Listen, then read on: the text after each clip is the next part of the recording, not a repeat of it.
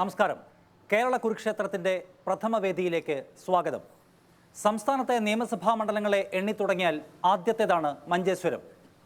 തീപാറും പോരാട്ടം നടക്കുന്ന എണ്ണപ്പെട്ട മണ്ഡലങ്ങളെ എടുത്താലും മഞ്ചേശ്വരത്തിന് പ്രഥമ സ്ഥാനമുണ്ട്. ഇടതു വലതു മുന്നണികളുടെ പോരാട്ട വീര്യം കൊണ്ട് മാത്രമല്ല മഞ്ചേശ്വരം ശ്രദ്ധേയമാകുന്നത്, മറിച്ച് സംസ്ഥാന നിയമസഭാ തെരഞ്ഞെടുപ്പ് ചരിത്രത്തിൽ ആദ്യമായി BJPക്ക് അക്കൗണ്ട് തുറക്കാൻ കഴിയുമെന്ന് അവരുടെ ദേശീയ നേതൃത്വം പോലും ഏറ്റവും പ്രതീക്ഷയോടെ വിലയിരുത്തുന്ന മണ്ഡലങ്ങളിൽ ഒന്നുകൂടിയാണ് മഞ്ചേശ്വരം എന്നത് അതിനെ കേരളത്തിൻ്റെ രാഷ്ട്രീയ ഭൂപടത്തിൽ ഏറെ നിർണായകമാക്കുന്നു. മഞ്ചേശ്വരത്ത് തുടങ്ങുന്നു റിപ്പോർട്ടറിൻ്റെ കേരള കുരുക്ഷേത്രം ചർച്ച. ആദ്യം ഈ ചർച്ചയിൽ ജനങ്ങളുടെ ചോദ്യങ്ങൾക്ക് ഉത്തരം പറയാൻ, ഒപ്പം സ്വന്തം മുന്നണികളുടെ നിലപാടുകൾ വിശദീകരിക്കാൻ നമ്മോടൊപ്പമുള്ളത് ശ്രീ MC കമറുദ്ദീൻ, UDFൻ്റെ പ്രതിനിധിയാണ് അദ്ദേഹം. ശ്രീ VPP മുസ്തഫ LDFൻ്റെ പ്രതിനിധിയായി പങ്കെടുക്കുന്നു. ശ്രീ ബാലകൃഷ്ണൻ ഷെട്ടി NDAയ്ക്ക് വേണ്ടി സംസാരിക്കുന്നു. ആദ്യം ശ്രീ MC കമറുദ്ദീൻ, 5 വർഷം നിങ്ങളുടെ ഭരണം പൂർത്തിയായിരിക്കുകയാണ്. വീണ്ടും ഒരിക്കൽ കൂടി തുടരട്ടെ ഈ ഭരണം എന്നതാണ് നിങ്ങളുടെ മുദ്രാവാക്യം. എന്തുകൊണ്ട് ജനങ്ങൾ വീണ്ടും ഈ മുന്നണിക്ക് വോട്ട് ചെയ്യണം? കാസർഗോഡ് ജില്ലയെ സംബന്ധിച്ചിടത്തോളം UDF മറ്റ് ജില്ലകളിൽ നിന്ന് കുറച്ചുകൂടി വ്യത്യസ്തമായ 2 കാര്യങ്ങൾക്കെതിരായിട്ടാണ് ജനങ്ങൾ അണിനിരത്തുന്നത്. ഒന്ന്, വർഗ ഫാസിസത്തിനെതിരായിട്ടും വർഗീയ ഫാസിസത്തിനെതിരായിട്ടുമാണ് UDF കാസർഗോഡ് ജില്ലയെ സംബന്ധിച്ചിടത്തോളം നേതൃത്വം കൊടുക്കുന്നത്. അപ്പോൾ അങ്ങനെ വരുമ്പോൾ BJP പോലുള്ള ഫാസിസ്റ്റ് ശക്തികൾക്ക് എതിരായിട്ട് 2 മണ്ഡലങ്ങളിൽ ഞങ്ങൾ നേതൃത്വം കൊടുക്കുകയാണ്. അപ്പോൾ ഈ പ്രാവശ്യം കാസർഗോഡ് ജില്ലയെ സംബന്ധിച്ചിടത്തോളം ഒരു തുടർ ഭരണം കൂടി സംജാതമാവുകയാണെങ്കിൽ ഞങ്ങൾ തുടങ്ങി വെച്ച കുറേ പദ്ധതികളുണ്ട്.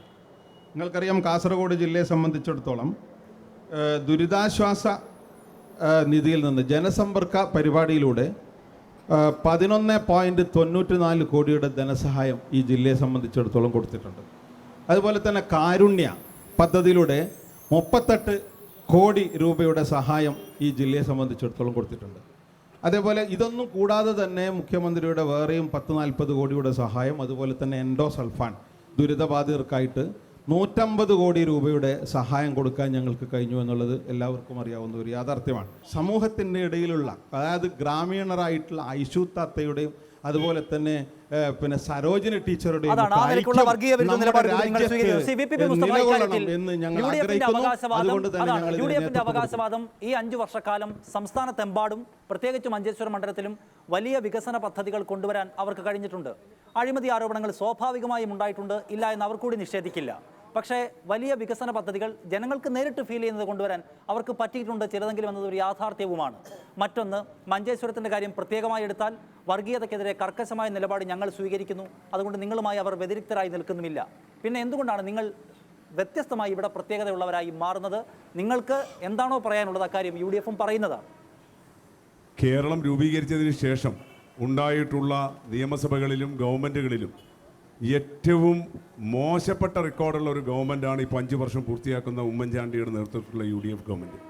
അഴിമതിയും സ്വജനപക്ഷപാതവും സദാചാര വിരുദ്ധമായിട്ടുള്ള പ്രവർത്തനങ്ങളും കാർഷിക മേഖലയിലെ മുരടിപ്പും വ്യാവസായിക മേഖലയിലെ തളർച്ചയും വിദ്യാഭ്യാസ മേഖലയിലെ കച്ചവടവും എല്ലാം കൂടി സർവത്ര ഈ കേരളം ആർജിച്ചെടുത്ത എല്ലാ നേട്ടങ്ങളെയും ഇല്ലാതാക്കിയ ഒരു ഭരണമാണ് കേരളത്തിൽ ഉണ്ടായിട്ടുള്ളത്.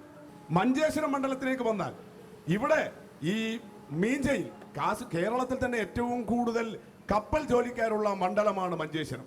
അത് കണക്കിലെടുത്താണ് മീഞ്ച ആസ്ഥാനമാക്കി മാരിടൈം ഇൻസ്റ്റിറ്റ്യൂട്ട് ശ്രീ കമറുദ്ദീൻ്റെ നേതാവായ ചെർക്കളം അബ്ദുള്ളയുടെ 2006 തെരഞ്ഞെടുപ്പിൽ പരാജയപ്പെട്ട ചെർക്കളം അബ്ദുള്ളയുടെ ഉടമസ്ഥതയുള്ള വാടക കെട്ടിടത്തിലാണ് ബന്ദിയോട്ട് LDF ഗവൺമെന്റ് അന്നത്തെ MLA ആയിരുന്ന CH കുഞ്ഞമ്പു ഇടപെട്ട് ആ മാരിടൈം ഇൻസ്റ്റിറ്റ്യൂട്ട് തുടങ്ങിയത്.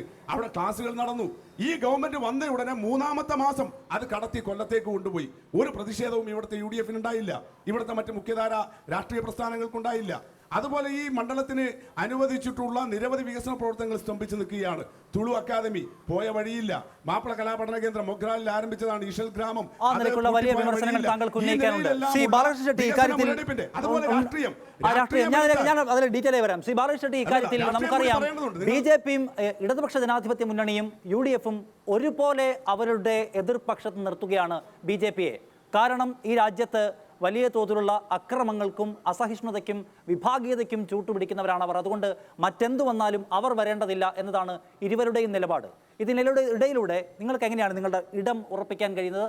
അതിനപ്പുറം നിങ്ങളെ ഇല്ലാതാക്കാൻ, നിങ്ങളുടെ വരവ് തടയാൻ പലതരത്തിലുള്ള അഡ്ജസ്റ്റ്മെൻറ്റുകൾ നടക്കുന്നുവെന്ന വാർത്തകളൊക്കെ ഇതിനകം പുറത്തു വരികയും ചെയ്യുന്നുണ്ട്. ഇതിനിടയിലൂടെ നിങ്ങൾ എങ്ങനെയാണ് ജനമനസ്സിൽ നിങ്ങളുടെ സ്പേസ് ഉണ്ടാക്കുക? കഴിഞ്ഞ 2 വർഷമായിട്ട് കേന്ദ്രത്തിൽ മോദി സർക്കാരുണ്ട്, BJP സർക്കാരുണ്ട്. എവിടെയെങ്കിലും ഒരു വർഗീയ വികാരമോ വർഗീയ പ്രേരണോ വർഗീയ ലഹളോ ഉണ്ടായിട്ടില്ല. അതാണ് ഭാരതീയ ജനതാ പാർട്ടി എല്ലാവർക്കും സർവ്വതുല്യമായിട്ട് കാണുന്ന ഒരു പാർട്ടിയാണ്. ഈ 2 പാർട്ടിയും പറഞ്ഞു കേരളത്തിൽ വികസനം വന്നു, കാസർഗോഡ് ജില്ലയിൽ വികസനം വന്നു, മഞ്ചേശ്വരത്ത് വികസനം വന്നു എന്ന് പറയുന്നില്ലേ? എവിടെയാണ് വികസനം? നമ്മളൊക്കെ മഞ്ചേശ്വരം മണ്ഡലത്തിൽ നോക്കിയാൽ താലൂക്ക് ഓഫീസ് പ്രഖ്യാപിച്ചു. ഒരു വാടക കട്ടടയിൽ ഉള്ളത് പുതിയതായ ഒരു താലൂക്ക് ഓഫീസ് ഉണ്ടാക്കാൻ ഇവർക്ക് സാധിച്ചിട്ടില്ല. ഗതാഗതം നോക്കിയാൽ നമ്മളെ ബായാറ് റോഡ്, മീഞ്ച റോഡ്, നമ്മളെ കള്ളടക്ക റോഡ് ഇതെല്ലാം തകർന്ന് തരിപ്പണമായിരിക്കുന്നത്. ഡ്രിങ്കിങ് വാട്ടർ, കുടിവെള്ളം എത്തിക്കാൻ സാധിച്ചിട്ടില്ല. ഈ കാസർഗോഡ് ജില്ലയിലാവട്ടെ, ഇവിടെ മഞ്ചേശ്വരം മണ്ഡലത്താവട്ടെ, ഇവിടെ കുടിക്കാൻ വെള്ളം കൊടുക്കാൻ പരാജയപ്പെട്ടിരിക്കുന്ന 2 സർക്കാരാണ് UDF LDF. അതുപോലെ വികസനം ഇല്ലാത്ത കഴിഞ്ഞ 60 വർഷമായിട്ട് മാറി UDFും LDFും ഭരിച്ചപ്പോൾ ഈ കാസർഗോഡ് ജില്ലയാവട്ടെ, ഈ മഞ്ചേശ്വരം മണ്ഡലമാവട്ടെ ഒരു വികസനവും കണ്ടിട്ടില്ല. MC കമറുദ്ദീൻ, ഇക്കാര്യത്തിൽ താങ്കൾക്കുള്ള വിമർശനങ്ങൾ ഇങ്ങനെയാണ്. ഒന്ന്, നടക്കാത്ത പദ്ധതികൾക്ക് അല്ലെങ്കിൽ ഇനിയുമേറെ വൈകി മാത്രം തുടങ്ങാൻ സാധ്യതയുള്ള പദ്ധതികൾക്ക് തറക്കല്ലിട്ട് ഞങ്ങൾ വലിയ വികസനത്തിൻ്റെ വിപ്ലവം കൊണ്ടുവന്ന് നിങ്ങൾ വ്യാജ പ്രചരണം നടത്തുന്നു എന്നൊന്ന്. മറ്റൊന്ന്, മണ്ഡലത്തിൻ്റെ കാര്യം മാറ്റി നിർത്തിയാൽ സംസ്ഥാനത്തിൻ്റെ രാഷ്ട്രീയ ഭാഗതയെ നിർണ്ണയിക്കുന്ന തെരഞ്ഞെടുപ്പായിരിക്കും നിയമസഭാ തെരഞ്ഞെടുപ്പ്. അവിടെ സംസ്ഥാന തലത്തിലുള്ള വിഷയങ്ങൾ കൂടി ചർച്ചയാകും. എന്തൊക്കെ വികസനത്തിൻ്റെ അവകാശവാദങ്ങൾ ഉന്നയിച്ചാലും ഈ സർക്കാർ വിവിധ വിഷയങ്ങളിൽ കേട്ട പഴികൾക്ക്, വിവാദങ്ങൾക്ക്, ഏറ്റവും അവസാനം പൊതുസ്വത്ത് സ്വകാര്യ ലോബികൾക്ക് പതിച്ചു കൊടുക്കുന്ന കാര്യത്തിലടക്കം സർക്കാർ വീഴ്ച സമ്മതിക്കുക വരെ ചെയ്തു. അതടക്കം വിഷയമായാൽ നിങ്ങൾ ഉന്നയിക്കുന്ന നിങ്ങളുടെ നേട്ടങ്ങളുടെ പ്രഭ മങ്ങിപ്പോകുമെന്ന് കാണുന്നില്ലേ? ഇവിടെ നിങ്ങൾ നേരത്തെ പറഞ്ഞു BJP അക്കൗണ്ട് തുറക്കുന്ന ഒരു നിയോജക മണ്ഡലമായി അവർ അവകാശപ്പെടുന്നുണ്ട്. നിയമസഭയിലേക്ക് അവർ അക്കൗണ്ട് തുറക്കാൻ വേണ്ടി പോകുന്നില്ല, ബാങ്ക് അക്കൗണ്ട് തുറക്കും, നല്ല കാശ് കിട്ടും കേന്ദ്ര ഗവൺമെൻറ് ഉണ്ടായതുകൊണ്ട്. അത്രയേ ഉള്ളൂ ആ കാര്യത്തിൽ എനിക്ക് പറയാനുള്ളൂ. പിന്നെ നിങ്ങൾക്കെല്ലാവർക്കും അറിയാം, ഇവിടെ സാധാരണഗതിയിൽ ഞാൻ ഒന്നുകൂടി ഇപ്പോൾ ഇവിടെ നടത്തിയിട്ടുള്ള വികസന പ്രവർത്തനങ്ങൾ, നമ്മുടെ PB അബ്ദുൽ റസാഖ് കേരള ഗവൺമെൻറ്റിനെ ഉപയോഗപ്പെടുത്തിക്കൊണ്ട് അദ്ദേഹം നടത്തിയിട്ടുള്ള വികസന പദ്ധതികൾ ഞങ്ങൾ ഓരോന്ന് എണ്ണി പറയുമ്പോൾ ഇടതുപക്ഷ ജനാധിപത്യ മുന്നണിയും BJP ഒക്കെ ബോധം കെട്ട് വീഴും. അവർ ബോധം കെട്ട് വീഴുകയില്ല എന്ന് ഉറപ്പ് നൽകിയാൽ ഇവിടെ പറയാം. കാരണം ചരിത്രത്തിലില്ലാത്ത വികസനമാണ്. 877 കോടി രൂപയുടെ വികസന പദ്ധതികളാണ് ഇവിടെ നടപ്പിലാക്കിയത്. പിന്നെ ഓരോ മുന്നണിയെ സംബന്ധിച്ചിടത്തോളം ഓരോ വികസന സങ്കല്പങ്ങളുണ്ട്. ഞങ്ങളിവിടെ വരുമ്പോൾ പൊട്ടിപ്പൊളിഞ്ഞ റോഡാണ്. നമ്മുടെ ബഹുമാന്യനായ കുഞ്ഞമ്പുവിന് പോലും സഞ്ചരിക്കാൻ കഴിയാത്ത റോഡായിരുന്നു. ഇവിടുത്തെ MLA ആയിട്ട് പോലും സഞ്ചരിക്കാൻ കഴിയാത്ത റോഡുകളായിരുന്നു ഉണ്ടായിരുന്നു. 1-2 റോഡുകൾ ചിലപ്പോൾ ബാക്കിയായിട്ടുണ്ടായിരിക്കാം. അത് ഞങ്ങൾ നടത്തൂ. ഇനിയുണ്ടല്ലോ 5 കൊല്ലം, ഞങ്ങൾ തന്നെയല്ലേ വരിക, അതിന് യാതൊരു സംശയമില്ലല്ലോ. ഈ മണ്ഡലത്തിൽ ഇടതു വലതു മുന്നണികൾക്ക് BJP ഒരു ഭീഷണിയല്ല എന്ന് പറഞ്ഞാൽ അത് നിങ്ങളുടെ രാഷ്ട്രീയവാദം മാത്രമാണ്, അത് വസ്തുതയല്ല. കാരണം അവർ വലിയ മുന്നേറ്റം നടത്തുന്ന മണ്ഡലങ്ങളിൽ സംസ്ഥാനത്തെ മണ്ഡലങ്ങളിൽ ഒന്നാണിത്. PB അബ്ദുൾ റസാഖിനോട് ഞങ്ങളുടെ ബ്യൂറോ പ്രതിനിധി സംസാരിക്കവേ അദ്ദേഹം പറഞ്ഞത് BJP അത്തരമൊരു വലിയ മുന്നേറ്റം ഉണ്ടാക്കുന്ന സാധ്യത ഉണ്ടായാൽ അതിനെ ചെറുക്കാൻ, വർഗീയതയെ ചെറുക്കാൻ എന്ന നിലയിൽ, എന്ന നയനിലപാടിൻ്റെ അടിസ്ഥാനത്തിൽ ഞങ്ങൾ വേണ്ട നടപടി അപ്പോൾ സ്വീകരിക്കും. ഇവിടെ ചില പഞ്ചായത്തുകളിൽ ഞങ്ങൾ അങ്ങനെ ചില സമീപനം എടുത്തത് നിങ്ങൾക്കറിയാമല്ലോ എന്നാണ്. അതായത് BJPയെ വരുത്താതിരിക്കാൻ വേണ്ടി വന്നാൽ അത്തരമൊരു സഹകരണത്തിലേക്ക് പോകുന്നതിനും തടസ്സമില്ല എന്ന നിലപാട് നിങ്ങൾ ഈ തെരഞ്ഞെടുപ്പിൽ സ്വീകരിക്കുന്നുണ്ടോ കാസർഗോഡ്? തീർച്ചയായിട്ടും അങ്ങനെ ഒരു അവസ്ഥയും ഇപ്പോൾ മഞ്ചേശ്വരം മണ്ഡലത്തിലില്ല. ഇതെല്ലാം കെട്ടിപ്പൊക്കുന്ന ചില പഴയ നമ്പറുകളാണ്. ഈ മറ്റുള്ളവർ BJP വരും എന്ന് പറഞ്ഞുകൊണ്ട് സ്വീകരിക്കുന്ന സമീപനം എന്ന് പറയുന്നത് പലപ്പോഴും ഒരു വോട്ടിൻ്റെ ധ്രുവീകരണത്തിന് വേണ്ടി മുസ്ലിം ലീഗും UDFും പയറ്റുന്ന തന്ത്രം മാത്രമാണ്. അങ്ങനെ BJP വരും എന്നുള്ള ഭയം കൊണ്ട് അങ്ങനെ ഒരു ഏകീകരണം ഉണ്ടായിരുന്നുവെങ്കിൽ 2006-ൽ 3-ാം സ്ഥാനത്ത് നിന്ന് LDF 1-ാം സ്ഥാനത്ത് എത്തുമായിരുന്നില്ല. വോട്ടുകൾ വിഭജിച്ചു പോയാൽ, ഏതെങ്കിലും ഒരു പ്രത്യേക വിഭാഗത്തിൻ്റെ വോട്ടുകൾ വിഭജിച്ചു പോയാൽ BJP ആണ് വരുന്നതെങ്കിൽ 2006-ൽ BJP ജയിക്കണമായിരുന്നു. ആ അവസ്ഥ മഞ്ചേശ്വരത്ത് ഉണ്ടായിട്ടുണ്ട്. കാലാകാലമായി UDFന് ലഭിച്ചുകൊണ്ടിരുന്ന വലിയ വോട്ടുകൾ 2006-ൽ LDFന് അനുകൂലമായി വന്നു. അപ്പോൾ BJP അല്ല ജയിച്ചത്, LDF ആണ് ജയിച്ചത്. 3-ാം സ്ഥാനത്ത് നിന്ന് 1-ാം സ്ഥാനത്തെത്തി. 2006-ലെ ആ അനുഭവമാണ് മഞ്ചേശ്വരം മണ്ഡലത്തിൽ 2016 ആവർത്തിക്കാൻ പോകുന്നത്. പയ്യോളിക്ക പഞ്ചായത്തിൽ UDF LDF ഒന്നിച്ച് ഭരിക്കുന്ന സ്ഥലമാണ്. ഈ മണ്ഡലവുമായി ബന്ധപ്പെട്ട വളരെ പ്രധാനപ്പെട്ട ചോദ്യങ്ങൾ പഞ്ചായത്തിൽ കോൺഗ്രസും BJP അല്ലേ സഖ്യത്തിൽ? അവിടെ BJPയുടെ ആൾ എങ്ങനെയാ വൈസ് പ്രസിഡന്റ് ആയത്? അവിടെ BJPയുടെ ആൾ എങ്ങനെയാ സ്റ്റാൻഡിംഗ് കമ്മിറ്റി പയ്യോളിക്കയില് UDF LDFന്റെ ഭാരതീയ ഷെട്ടിയാണ് പ്രസിഡന്റ്, എൽഡാണ് വൈസ് പ്രസിഡന്റ്. കോൺഗ്രസും പിന്നെ LDFും ഒന്നിച്ച് ഭരിക്കുന്നതാണ് പല പഞ്ചായത്തിലും. ഇവിടുത്തെ ജനങ്ങളുടെ ഏറ്റവും വലിയ പ്രശ്നമാണ് കുടിവെള്ളം. ആ കുടിവെള്ള പ്രശ്നം പരിഹരിക്കാൻ ഇതുവരെ സാധിച്ചിട്ടില്ല. എന്താണ്? റോഡുകളും പാതകളും പദ്ധതികളുമല്ല, കുടിവെള്ളമടക്കമുള്ള അടിസ്ഥാന കുടിവെള്ള പ്രശ്നത്തിന് ചെർക്കള അബ്ദുള്ള സാഹിബ് തന്നെ ഒരുപാട് പദ്ധതികൾ എല്ലാ പഞ്ചായത്തിലും കുടിവെള്ള പദ്ധതി പിന്നെ ആവിഷ്കരിച്ചിട്ടുണ്ട്. പിന്നെ കുടിവെള്ള പദ്ധതി എന്ന് പറയുന്നത് സാധാരണഗതിയിൽ ഒരു പരിപൂർണത ഉണ്ടാക്കാൻ പറ്റുന്നതല്ല. ജനസംഖ്യ കൂടിക്കൂടി വരുന്നതിനനുസരിച്ച് പ്രശ്നങ്ങൾ വന്നുകൊണ്ടിരിക്കും. മാത്രമല്ല കാലാവസ്ഥ വരികയാണ്. അപ്പോൾ ഞങ്ങൾ ഇതുവരെയുള്ള പരമാവധി കുടിവെള്ള പ്രശ്നങ്ങൾ മറ്റ് മണ്ഡലങ്ങളെ അപേക്ഷിച്ച് ഇപ്പോൾ കാസർഗോഡ് ജില്ലയിൽ തന്നെ മറ്റ് മണ്ഡലങ്ങളെക്കാൾ കുടിവെള്ള പ്രശ്നം പരിഹരിക്കപ്പെട്ട ഒരു മണ്ഡലമാണ് ഈ മണ്ഡലം എന്ന കാര്യത്തിന് യാതൊരു സംശയമില്ല. കാരണം ഓരോ കാലഘട്ടങ്ങളിലും അതത് പദ്ധതികൾ താരതമ്യേന മെച്ചപ്പെട്ട സ്ഥിതി അക്കാര്യത്തിലുണ്ടെന്നാണ് അദ്ദേഹത്തിന്റെ മറുപടി. BJP സ്ഥാനാർത്ഥി ബാലകൃഷ്ണൻ ഷെട്ടി BJPയുടെ പ്രതിനിധി ആമുഖമായി പറഞ്ഞൊരു വാക്ക്, BJP ഗവൺമെൻറ് അധികാരത്തിൽ വന്നതിന് ശേഷം ഏറ്റവും നന്നായി ഇന്ത്യയെ മതേതര സംരക്ഷണത്തിലൂടെ നയിക്കുന്നു എന്നുള്ളതാണ്. മഞ്ചേശ്വരം മണ്ഡലം ഏറ്റവും കൂടുതൽ ബീഫ് സ്റ്റാളുകൾക്ക് അനുമതി കൊടുത്ത, ബീഫ് മാർക്കറ്റുള്ള ഒരു സ്ഥലമാണ്. ഇന്ത്യയിലെ ഈ ഗവൺമെൻറ്റിൻ്റെ കാലത്ത് ഇന്ത്യയുടെ പട്ടാളത്തിലേക്ക് മകനെ ചേർത്ത മുഹമ്മദ് അഖലാഖ് എന്ന് പറയുന്ന ഒരു മനുഷ്യൻ ബീഫിൻ്റെ പേരിൽ കൊല്ലപ്പെട്ട ഒരു സാഹചര്യം ഉണ്ടായിട്ടുണ്ട്. അതിൽ BJP അക്കൗണ്ട് തുറക്കുമെന്ന മണ്ഡലത്തിൽ നിങ്ങളുടെ നിലപാട് എന്താണ്?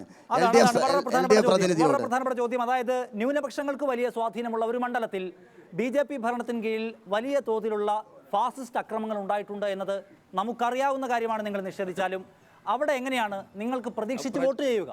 പ്രചരണം മാത്രമാണ് BJPയിലെ സർക്കാരിനെ എതിര് നടത്തിയത്. അവിടെ യു പി സർക്കാർ നടത്തിയ അന്വേഷണത്തിൽ അവിടുത്തെ ചാർജ് ഷീറ്റ് ഇട്ടു. ആ ചാർജ് ഷീറ്റിൽ ബീഫിൻ്റെ ഒരു കാര്യവും പറയുന്നില്ല. അവിടെ പറയുന്നത് ഒരു വിഭാഗം ആൾക്കാർ വന്നിട്ട് ആക്രമിച്ചു എന്നല്ലാതെ അത് ബീഫിൻ്റെ കാര്യത്തോ അല്ലെങ്കിൽ ന്യൂനപക്ഷ ആക്രമണ കാര്യത്തിലോ അങ്ങനെ ഒരു സംഭവം നടന്നിട്ടില്ല. BJP സർക്കാർ വന്ന ശേഷം എവിടെയും വർഗീയ കലാപങ്ങളോ ലഹളകളും നടന്നിട്ടില്ല. താങ്കൾ പറഞ്ഞു കഴിഞ്ഞ 5 വർഷം കേരളത്തിൽ വികസനം നടന്നില്ല, മഞ്ചേശ്വരം മണ്ഡലത്തിൽ ഒരു വികസനവും നടന്നില്ല. താങ്കളുടെ മുന്നണി ഈ വികസന മുരടിപ്പിനെതിരെ എന്ത് സമരമാണ് മഞ്ചേശ്വരത്ത് നടത്തിയത്? അതുപോലെ കേരളത്തിൽ വികസനമില്ല എന്ന് പറഞ്ഞുകൊണ്ട് എത്ര സമരങ്ങളാണ് നിങ്ങൾ നടത്തിയത്? ഒരൊറ്റ സമരം പോലും വികസനമില്ല എന്ന് പറഞ്ഞ് നിങ്ങൾക്ക് നടത്താൻ കഴിഞ്ഞിട്ടില്ല. അതാണ് ആ ചോദ്യം. ഉത്തരം ഇപ്പോൾ സംശയം ഉന്നയിച്ച സുഹൃത്തിന്റെ കൈവശം LDFന്റെ ഒരു വികസന പത്രമുണ്ട്. അത് അദ്ദേഹം മലയാളത്തിലുണ്ട്, കന്നഡയിലുണ്ട്. വായിച്ചു നോക്കിയാൽ LDF 2006-11 കാലത്ത് നടത്തിയ പ്രവർത്തനങ്ങൾ കാണാൻ വേണ്ടി കഴിയും. തീർച്ചയായിട്ടും ആ പറഞ്ഞ കാര്യങ്ങൾ അദ്ദേഹം തന്നെ സമ്മതിക്കുന്നത് മാരിടൈം ഇൻസ്റ്റിറ്റ്യൂട്ട് ഇവിടെ കൊണ്ടുവന്നു. അദ്ദേഹത്തിന്റെ വളരെ സിമ്പിളായ ചോദ്യം ഇതാണ്, അതായത് കഴിഞ്ഞ 5 വർഷക്കാലം സുപ്രധാനമായ വികസന പദ്ധതികൾ നടപ്പിലാക്കിയില്ല എന്ന ആരോപണം ഉന്നയിച്ച് നിങ്ങളൊരു സമരവും നടത്താത്തത് എന്തേ എന്നാണ്. അങ്ങനെ ഒരു വികസനവും ഉണ്ടായില്ലെങ്കിൽ എന്തുകൊണ്ട് സമരം ഉണ്ടായില്ല എന്നതാണ്. അത് മഞ്ചേശ്വരത്തെ ജനതയ്ക്ക് അറിയാം. ഞങ്ങൾ ഈ 5 വർഷക്കാലവും നടത്തിക്കൊണ്ടിരിക്കുന്ന സമരം എന്ന് പറയുന്നത് UDFന്റെ ഈ വികസന മുരടിപ്പിനെതിരായിട്ടും UDF കാണിക്കുന്ന അഴിമതിക്കും അവഗണനയ്ക്കുമെതിരായിട്ടാണ്. അത് മഞ്ചേശ്വരം തൊട്ട് തിരുവനന്തപുരം വരെ അഴിമതിക്കെതിരായി നടന്ന സമരങ്ങൾ, വികസന മുരടിപ്പിനെതിരായി നടന്ന സമരങ്ങൾ നാളെ കണ്ടിട്ടുള്ളതാണ്. പിന്നെ മഞ്ചേശ്വരത്തെ സമരം അദ്ദേഹം കണ്ടിട്ടില്ലെങ്കിൽ അദ്ദേഹത്തിന്റെ കുഴപ്പമാണ്. നിങ്ങൾ പറഞ്ഞു 60 കൊല്ലം കൊണ്ട് ഞങ്ങൾക്ക് മഞ്ചേശ്വരം മണ്ഡലത്തിന് വികസനം നടത്തിയെന്ന്. ഞാൻ ചോദിക്കട്ടെ, ആരോഗ്യ മേഖലയിലും വിദ്യാഭ്യാസ മേഖലയിലും എന്ത് വികസനമാണ് നിങ്ങൾ നടത്തിയത്? ഒരു പനി വന്നാലും മംഗലാപുരം പോകേണ്ട അവസ്ഥയാണ് ഈ മഞ്ചേശ്വരം മണ്ഡലത്തിൽ. അതുപോലെ വിദ്യാഭ്യാസ മേഖലയിൽ SLC കഴിഞ്ഞാൽ വിദ്യാഭ്യാസം നടത്താൻ വേണ്ടി മംഗലാപുരം പോകേണ്ട ആരോഗ്യ വിദ്യാഭ്യാസ മേഖലകളിൽ നിങ്ങൾ എന്തു ചെയ്തു? മെഡിക്കൽ കോളേജ് വരാൻ പോവാണ്. മെഡിക്കൽ കോളേജിന്റെ കോടാനകോടി അല്ല, അതിപ്പോ അല്ല ഇത് സ്വർഗരാജ്യമൊന്നുമല്ല. തറക്കല്ലിട്ട് സ്വർഗരാജ്യമല്ല. ഞങ്ങൾക്ക് കഴിഞ്ഞ 5 വർഷത്തിന്റെ ഇടയിൽ ഞങ്ങൾ ഈ 2 മണ്ഡലത്തെയും എയിം ചെയ്തുകൊണ്ട് തന്നെ ഇതിന്റെ അതിർത്തിയിൽ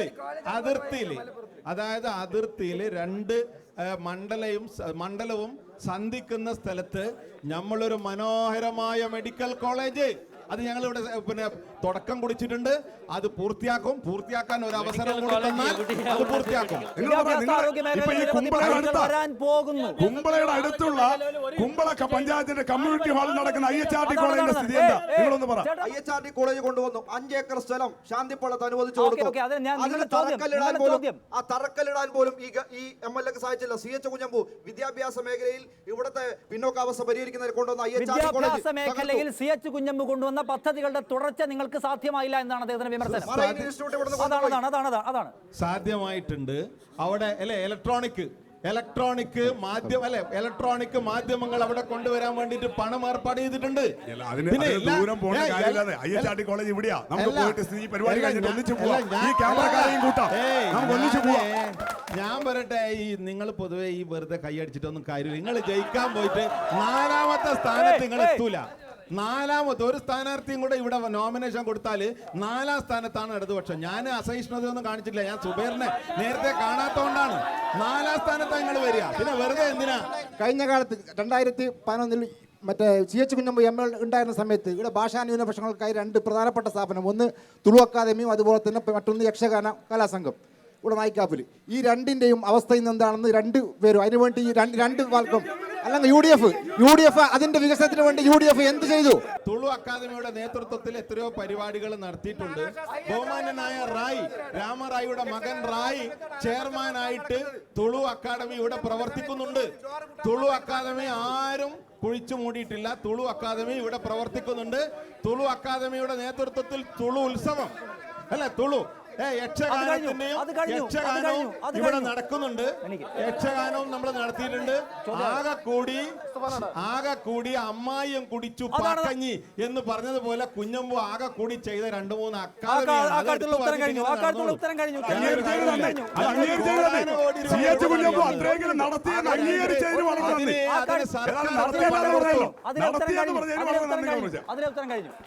അതിന് സർക്കാർ എത്ര പണം കൊടുത്തു നോക്കണ്ടേ? തുളു അക്കാദമിക്ക് ഞങ്ങളുടെ ഈ കുഞ്ഞമ്പു തന്നെ നടത്തിയത് സ്പോൺസർമാരെ വെച്ചിട്ടാണ്.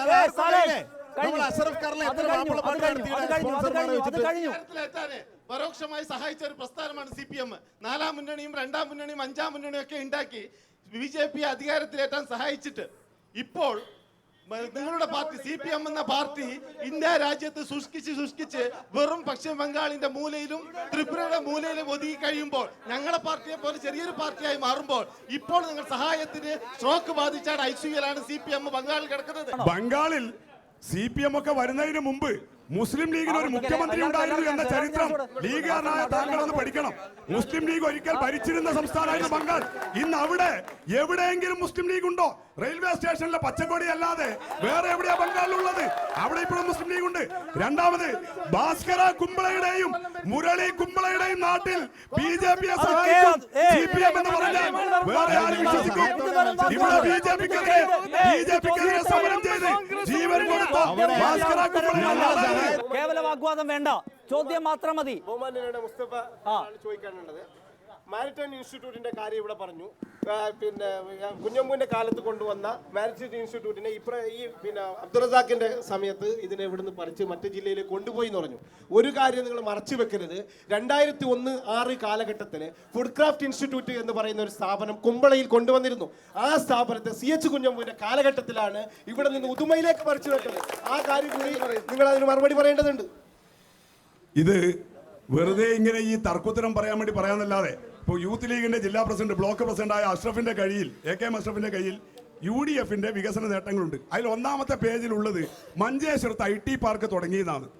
തങ്ങളടുത്ത് പോയിട്ട് മഷീട്ട് നോക്കേണ്ടി വരും മഞ്ചേശ്വരത്ത് എവിടെയാണ് IT പാർക്ക് ഉള്ളത്. അല്ലാതെ അങ്ങനെ ഒരു സ്ഥാപനം മഞ്ചേശ്വരത്ത് കാണാനില്ല. അതില്ലാത്ത ഒരു കാര്യം എങ്ങനെയാണ് നമ്മുടെ നാട്ടിൽ സ്ഥാപിക്കാൻ വേണ്ടി കഴിയുക? അപ്പൊ വികസന മുരടിപ്പ് ഇല്ലാത്ത കാര്യം പറഞ്ഞിട്ട് നമ്മുടെ നാട്ടിൽ അങ്ങേയറ്റം പുറകിലോട്ട് പോകുന്ന അവസ്ഥയാണ് UDF ഉണ്ടാക്കിയിട്ടുള്ളത്. നടത്താത്ത കാര്യങ്ങൾ പറഞ്ഞവർ പിന്നെ എങ്ങനെയാണ് ഇങ്ങനെ പറയുന്നത്?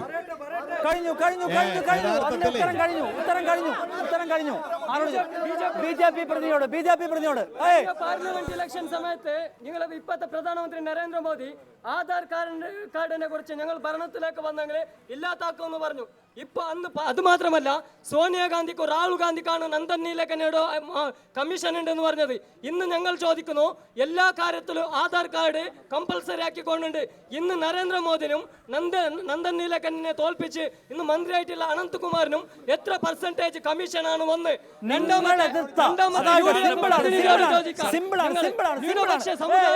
സംരക്ഷണത്തിന് വേണ്ടി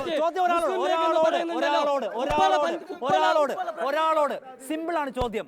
നിങ്ങൾ എതിർത്ത പദ്ധതികളെയൊക്കെ, നിങ്ങൾ എന്തിന്റെ പേരിലാണോ വോട്ട് പിടിച്ചത് അതിനെയൊക്കെ ഇപ്പോൾ നിങ്ങൾ തുടരുകയാണ്.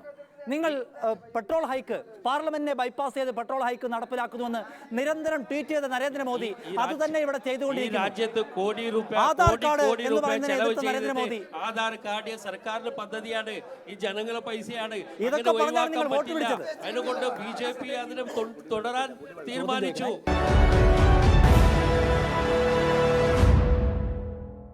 5 കൊല്ലത്തിന്റെ ഇടയിൽ 10-30 മരണമാണ് ചെക്ക് പോസ്റ്റിൽ നടന്നത്. ഇതിനു വേണ്ടിയിട്ട് ജനങ്ങളുടെ ജീവത്തിന് രക്ഷണ കൊടുക്കുന്ന ഈ 2 മുന്നണികളും ഇതുവരെ അതിനു വേണ്ടിയിട്ട് എന്ത് ചെയ്തു? ചെക്ക് പോസ്റ്റിലെ മരണങ്ങൾ, ചെക്ക് പോസ്റ്റിലെ ഞങ്ങൾ അധികാരത്തിൽ വന്ന ഉടനെ 3.5 കോടി രൂപ അതിന് വകയിരുത്തിയിട്ടുണ്ടായിരുന്നു.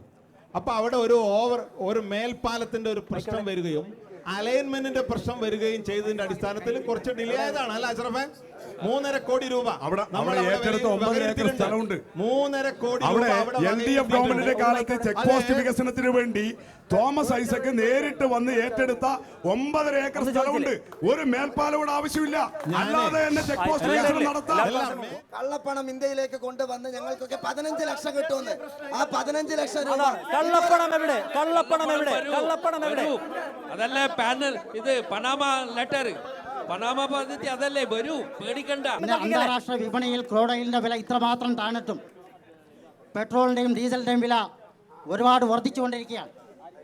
എന്നിട്ടും ഇവിടെ സാധാരണ ജനങ്ങൾക്ക് വില കയറ്റം ഉൾപ്പെടെയുള്ള പ്രശ്നങ്ങൾ ഉണ്ടായിട്ട് പോലും ജനങ്ങളെ ബാധിക്കുന്ന സാധാരണ പ്രശ്നങ്ങളെ രാഷ്ട്രീയ ആയുധമാക്കി അധികാരത്തിൽ വന്ന നിങ്ങൾ അതിലൊന്നും ഒരു മാറ്റവും വരുത്തിയിട്ടില്ല. പിന്നെ നിങ്ങൾക്ക് എന്തിനു വോട്ട് ചെയ്യണം? കോൺഗ്രസ് ഭരിക്കുന്ന സമയത്താണ് ഇവിടുത്തെ പെട്രോൾ കമ്പനികൾക്ക് എന്റെ ചോദ്യം അതല്ല. കോൺഗ്രസിനെ അതാണ് കോൺഗ്രസിനെ വിമർശിച്ചാണല്ലോ നിങ്ങൾ അധികാരത്തിൽ. പിന്നെ വികസനം വരണമെങ്കിൽ എന്റെ ചോദ്യം അതേ അല്ല. ചോദ്യം അതല്ല. നിങ്ങൾ കോൺഗ്രസിനെ എന്തൊക്കെ കാര്യങ്ങളിൽ വിമർശിച്ചോ അതേ കാര്യങ്ങൾ നിങ്ങൾ തുടരുന്നത് എന്തുകൊണ്ടാണ്? അതെന്താണ് നിങ്ങൾ തിരുത്താത്തത്? തിരുത്തുമല്ലോ, ജനങ്ങൾക്ക് വിരോധമല്ല, ജനങ്ങൾക്ക് ആവശ്യമില്ലാത്ത പല പദ്ധതികളും നമ്മൾ മാറ്റിയിട്ടുണ്ട്. പക്ഷേ BJP പറയുന്നത് ഇത്രയേ ഉള്ളൂ, പല കോടി രൂപ ചെലവ് ചെയ്തിട്ട് കൊണ്ടുവന്ന വികസന പദ്ധതികളെ അതിന് മാറ്റാൻ ഉള്ള നഷ്ടം പരിഹാരം ഒരു ചോദ്യം എന്താണെന്ന് വെച്ചാൽ, പെട്രോൾ ഡീസൽ വില വർദ്ധിപ്പിക്കാനുള്ള സമീപനം കമ്പനികൾക്ക് വിട്ടുകൊടുത്തത് കോൺഗ്രസ് സർക്കാർ. പക്ഷേ മരുന്നുകളുടെ വില വർദ്ധിപ്പിക്കാനുള്ള അവകാശം കമ്പനികൾക്ക് വിട്ടുകൊടുത്തത് ആരാ? പഞ്ചായത്തല്ല വിഷയം. പഞ്ചായത്തല്ല വിഷയം. ബഹുമാന്യനായ ബാലകൃഷ്ണ ഷെട്ടിയോടാണ് എനിക്ക് ചോദിക്കാനുള്ളത്. ബാലകൃഷ്ണ ഷെട്ടിയോട് ചോദിക്കാനുള്ളത്, ഇവിടെ തുടക്കത്തിൽ തന്നെ